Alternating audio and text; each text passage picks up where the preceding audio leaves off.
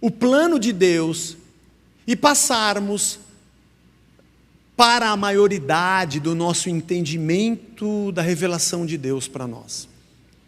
Enquanto isso não aconteceu, havia um tutor chamado lei. É a lei que conduz o povo enquanto eles não veem Cristo.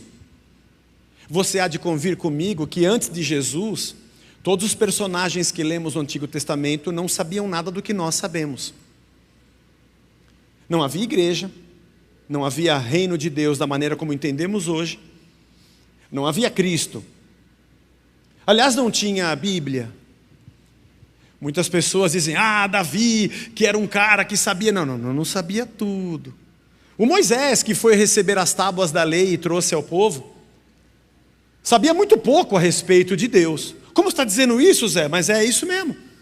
Ele não viu Cristo, ele não viu Jesus, ele não viu o cumprimento da promessa. Ele não sabia o que iria acontecer. Aliás, é por isso que a fé de Abraão é tão importante e a gente dá tanto valor a ela. Porque ele creu sem ver nada. Quando vem Jesus Cristo, nós entendemos o plano de Deus.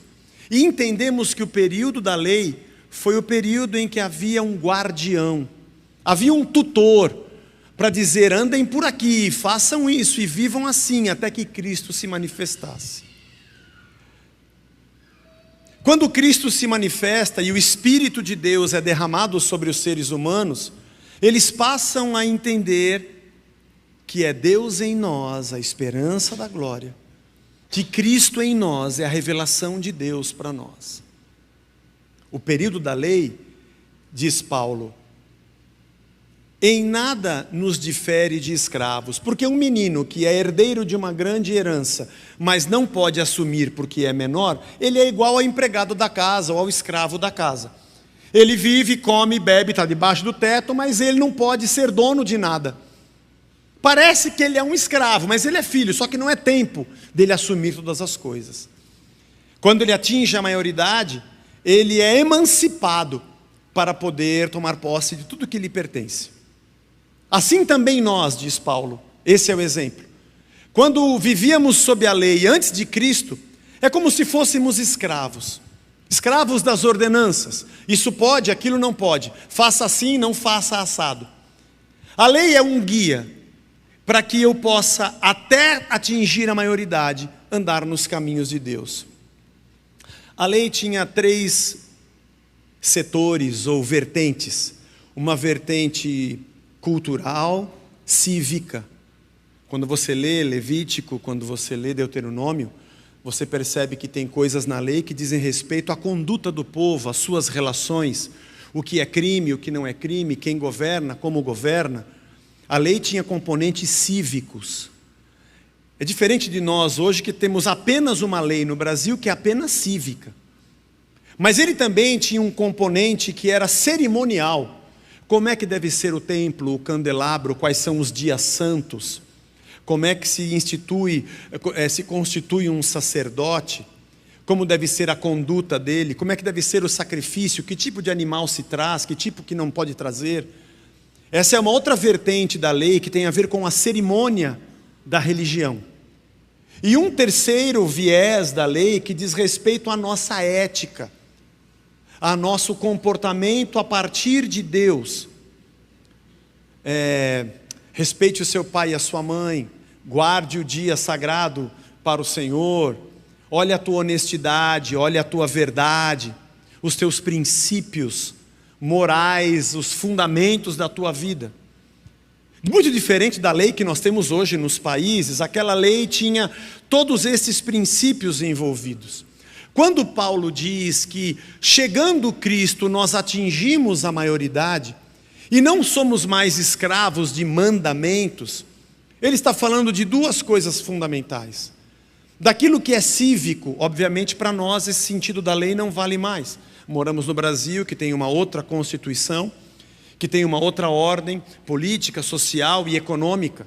Aliás, a vontade de Deus não era que a sua ordem como Deus para a humanidade fosse algo apenas civil ou político.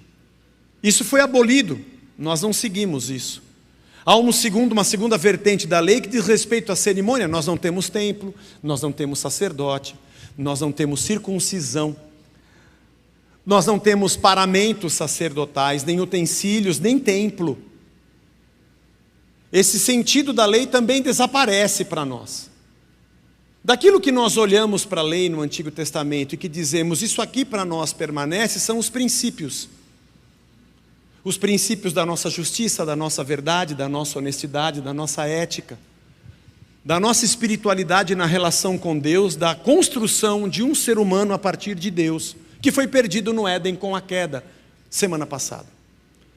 E essa lei é um tutor.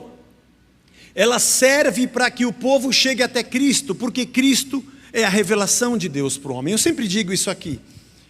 Cristo é aquele que, quando aparece entre os homens, o homem consegue enxergar como Deus é, ou pelo menos tudo que ele consegue enxergar sobre como Deus é, e tudo aquilo que ele deveria ser.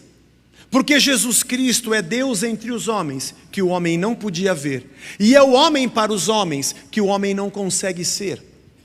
Olhando para Jesus, eu vejo como deve ser o coração, a mente, o caráter de Deus, porque está presente diante de mim. O Deus que eu não posso ver está diante de mim em Cristo. Mas o seu exemplo de amor, de verdade, justiça e paz, também é um ser humano que eu não consigo ser. E olhar para Jesus é ver o Deus que eu não conseguia ver e o ser humano que eu não consigo ser. E viver a partir de Cristo não é mais viver a partir de ordenanças. Atingir a maioridade, como diz Paulo, parece que Israel tinha um papel histórico no mundo. Preservar um povo, historicamente, balizado por leis, até que Cristo aparecesse e o menino nascesse. A igreja já tem um outro objetivo, é pegar o menino que nasceu e levar para o mundo que está perdido. Esse povo no Antigo Testamento era fechado, não se misture, não conheça outras culturas, cuidado com outros deuses, com os costumes da terra, com os hábitos das outras terras, se preserve. E esse povo caminha em Deus até que Cristo venha a nascer. Então a partir de agora não tem mais judeu e nem gentio, não tem mais a diferenciação, a salvação não está presa a uma etnia. E aqui o profeta Jeremias, vivendo na época dos escritos na antiguidade, que nós chamamos de Antigo Testamento, da parte de Deus já profetizava que viria um tempo em que a coisa não ia mais ser como eles estavam vivendo. Quando Cristo aparece, os próprios religiosos, ou pelo menos grande parte deles na liderança da religião judaica, e muitos do povo não acreditaram que ele era o Messias, apesar dos profetas terem anunciado, porque ele apresentava um tipo de vida completamente diferente. Vocês ouviram o que foi dito, não matarás. Sim, não pode matar então, mas eu vou dizer para vocês agora que se você odiar a pessoa, você já pecou. Mas aí fica difícil, hein, Deus? Eu posso não matar, mas eu continuo aqui odiando, mas eu não mato porque a lei diz que eu vou ser punido. Então, mas agora não é só obedecer o que está escrito, é ser uma nova criatura. Não está escrito no Antigo Testamento, você vai perseguir seus inimigos, vai alcançar. Eu, porém, digo a vocês, ame os vossos inimigos e abençoe quem vos persegue. Deus, aí fica difícil. Então, a lei é fácil. Porque na lei você pode externamente se comprometer a ter um comportamento correto, mas dentro de você carregar toda a vingança e todo o ódio. Agora, no novo nascimento, com a consciência, na maioridade, não adianta só você não fazer. Eu leio o que você sente e sei o que você pensa. O que importa é a minha verdade gravada, não em tábuas de pedra, mas dentro de você, na tua mente e no teu coração. Eu quero um novo nascimento, não uma nova religião. Como tem um monte de coisa ruim acontecendo com todo mundo todo dia, eu vou dizer a você que porque você não fez, aconteceu essa coisa ruim. E como acontece coisa boa também com a gente todo dia, eu vou dizer que a coisa boa aconteceu porque você comprou a arquinha. Eu sempre tenho um jeito de manipular quando só eu tenho contato com Deus. Agora o evangelho que nos leva para a maioridade é muito difícil. Irmão, é muito difícil pregar aqui todo dia. Porque você tem o Espírito de Deus e você também lê a Bíblia.